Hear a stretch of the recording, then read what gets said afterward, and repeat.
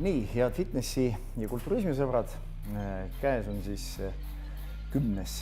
november täpsemalt ja homme 11. novembril ärasõit Brasiiliasse maailmameistrivõistlustele. Minu jaoks tegemist siis juba 15. maailmameistrivõistlustega. Seega, kui te küsite nüüd, et mis see eesmärk võiks sellel sõidul olla, siis kindlasti 15. maailmameistrivõistlustele minna enam kogemusi saama, vaid ikka tulemust tegema. Ja eelmise aasta finaalikoht 6 parema seas on kindlasti ka see miinimumeesmärk, mida ma sel aastal püüdma lähen. Ja seda korda siis kuni 85 kilogrammi kategoorias. Ja seda näeb juba koha peal, kellega üldse võistlema hakkan, et tänase seisuga informatsioon tegelikult siis puudub, et eelliste ei ole näinud, kes seal täpselt osa võtavad, aga loota, et sedakordset maailmameistrivõistlused kuidagi kergemalt tulevad kui varasematel aastatel, oleks ka naiivne loota selle kogemuste baasi pealt, mis mul on. Oluline on oma asjad ilusasti ära teha ja selle aasta kodune töö võiks öelda on tehtud piisavalt hästi ära, sest 12 starti on juba selja taga ja neist 11 siis top 2 kõik võistlused, kus kohal käinud praktiliselt olnud 2 parema seas. Ja kui on tulnud kellegi paremast tunnistada, siis valdavalt ikkagi hilisema absoluutsele võitjale, nii et päris hea kontroll võistluste start on all. Enne, kui me läheme siit edasi Revalsporti, kus ma oma tänase viimase treeningu, seljatreeningu sisse teen ja saate aimu ka võib-olla sellest vormist, millega me siis Brasiiliasse sõidame, siis natukene ka sellest, mida siis tavaliselt kas siis trenni ajal, enne trenni või peale trenniga taastusjookidena kasutan. Enne täna, kuna minek on ja ausalt öeldes täna on 7. treenipäev jutti, kõik alles jäänud päevad olen kasutanud ära, siis trenni alla läheb workout shock, selline ergutav, mis annaks viimasesse trenni väikese suraka nagu sisse. Nii, 3 lusikaid küll. Ja siia juurde panen natuke beta-alaniini. Siin on beta-alaniini ka sees, aga tavaliselt seal on see kogus on piisavalt pisikene, et ma panen siit natukese juurde selline 3-4 grammi. Beta-alaniin on ka põhiline selline, mis aitab organismis puhvertsoone suurendada ja aitab just sellist koos kreatiiniga toimita üli hästi, et on selline üldine parem taastumine, jõunäitajad, kõik sellised asjad. Nii et tavaliselt siuke surakas enne sisse läheb ja annatan kohe. See on siuke hea tumine, see on praegu energiajoogi maitsene ja see on eri maitsed on. Teine lemmik, mis mul on selles samast sarjast on blood orange, selline veriappelsin või veri nii-öelda siis appelsin, jah. Et mõlemad on niisugused täitsa joodava maitsega, varem need oli hästi spetsiifilised, aga nüüd need uued maitsed on paremad selgelt.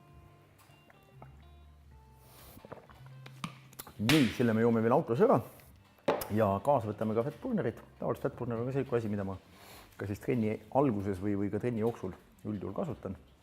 Nii et see läheb siukse, eriti vähemalt dieediperioodil, kui on kaalu maha vaja võtta, siis on see mul menüüs sees. Nii, aga võtame siit asjad kaasa ja paneme siit Revalsporti edasi.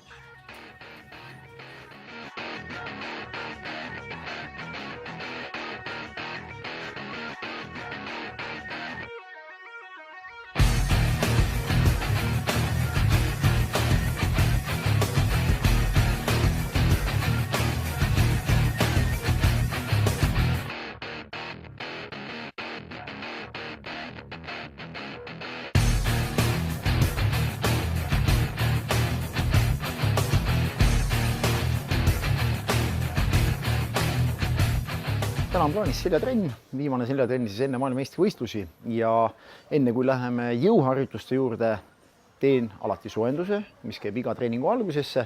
No minu soojendus tegelikult on jooks ja see maht, mida ma teen, on muidugi päris suur, et 7–10 kilomeetrit jooksu soojenduseks.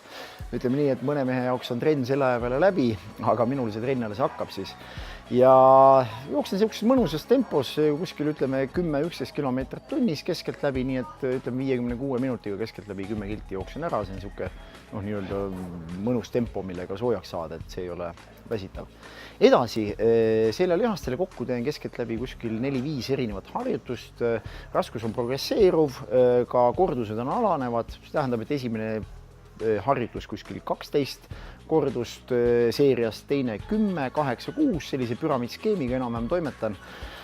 Intensiivsus siis viimases seerias lähen suutlikkuseni, teised on tehtud kõik väikese varuga ja esimeseks seljaharjutuseks on T-kangi tõmbed ühe käega mõjuta tegelikult kuidagi paremini minu jaoks kui ühe käega hantlitõmbed, mis mulle ka väga meeldivad, aga kuna see raskusnurk, mida ma tõmban natuke teise nurga alt, siis ta mõjutab kuidagi selja lailihase kinnitust altpoolt juba on väga hästi seda tunda, nii et ka kellel võib-olla on seljaga probleem, siis see harjutus on kindlasti see, mis võiks seljal aidata hästi areneda. Edasi ülatõmbed trenasööril on järgmine harjutus samamoodi progresseeruv raskus 12-10-8-6, lõpetan seal 190 kilogrammiga. Järgmine harjutus alatõmbed plokil ja edasi lõuatõmbed, seda siis ilma lisaraskuseta tunnetusega 6-10 kordusseerias ja just sellisena, et üleval seisatus, rahulik liigutus alla, maksimaalne tunnetus selja lailihases ja siis lõpetuseks 2 asja veel õla tagaosale trenasööril, samamoodi 4 seeriat progresseeruva raskusega ja trapetsile kangi kehitused Smithi trenasööril, see on siis kang selja taga asetusega, ta võtab rohkem just trapetsi tagaosa töösse. Loodetavasti realiseerin selle ettevalmistuse MM-il ka tulemuseks ja jäägi muud soovida, kui vaadake Fitness TV-d.